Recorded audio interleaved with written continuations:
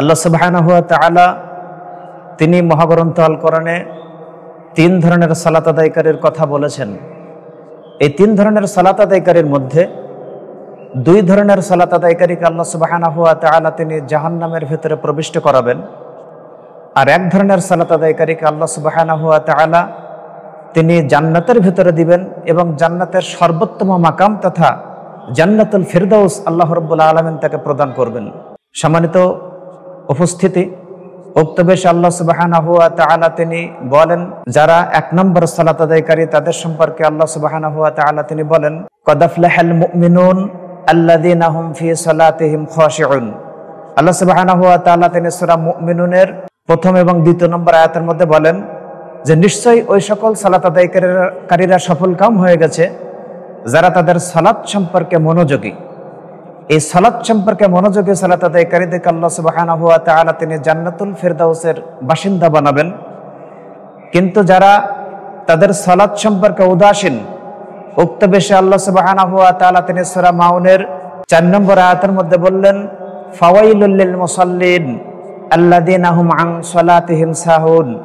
আল্লাহ সুবহানাহু ওয়া তাআলা তিনি সূরা মাউনের 4 এবং 5 নম্বর আয়াতের মধ্যে বলেন, ওয়াইল নামক জাহান্নাম ওই সকল মুসল্লিদের জন্য, ওই সকল সালাত আদায়কারীদের জন্য যাদের আল্লাহ সুবহানাহু ওয়া তাআলা তিনি ওয়াইল নামক জাহান্নাম প্রদান করবেন। তারা হচ্ছে উদাসীন সালাত আদায়কারী, যারা তাদের সালাত সম্পর্কে মনোযোগী নয়।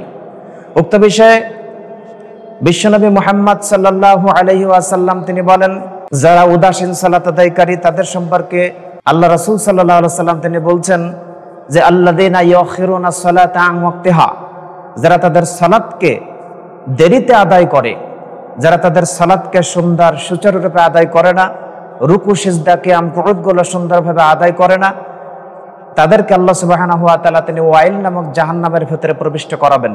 সম্মানিত উপস্থিতি, 3 নম্বর সালাত আদায়কারী সম্পর্কে আল্লাহ সুবহানাহু ওয়া তাআলা তিনি মহাগ্রন্থ আল কোরআনের সূরা নিসার 142 নম্বর আয়াতের মধ্যে তিনি স্পষ্ট ভাষায় বলেছেন, ইন্নাল মুনাফিকিনা ইখাদিউনা আল্লাহ ওয়া হুয়া খাদিউহুম ওয়া ইযা ক্বামু ইলাস সালাতি ক্বামু কুসালা ইউরাউনান নাস।